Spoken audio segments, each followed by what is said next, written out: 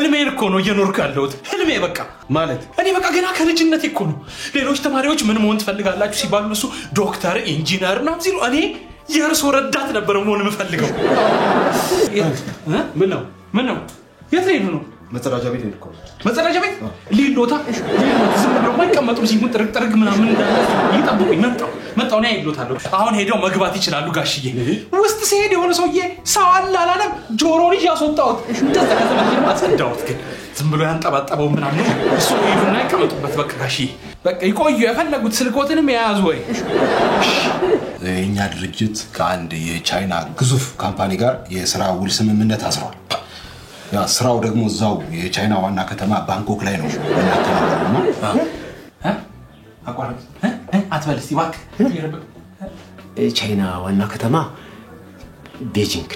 ባንኮክ ታይላንድ ነው አንተ እያረምካቸው አረደፍራቸው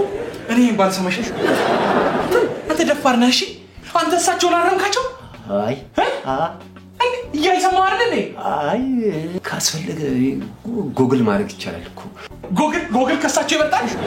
ጉግል ከሳቸው ምን አባቱ ጉግል እዚህ መጣ ይቀጠር ነበር እውቀት ቢኖረው አይ ይቅርታ አድርጉለት ይቅርታ አንተ ልጅ መታለው ስራው መጀመር ትችላለህ አቤት የርሶ ደግነት አንተ ሰምታል አይደለ ባንተ እውቀት አይደለም የተቀጠርከው በሳቸው ደግነት እንዳንተ ድንዝና ቢኖር እዚህ መስሪያ ቤት አትገባም ነበር አዎ አንተማ ባንኮክ የቻይና አይደለም ብለሃሉላ አይ እሱ ትክክል ነው ሲጀመረም ሲገባ ሙቀት እንዳለው ገምቼ ነበር የሚገርም እርሱ ልክ ነው ትክክል ነው አንተ ጎበዝ ነህ ስራ ይጀምር ተባልክ እኮ ተነስ በቃ ጉልበታቸውን ሳ አይ ነገር ቶሎ አዎ አስፈልግ ምን ይስም ያለው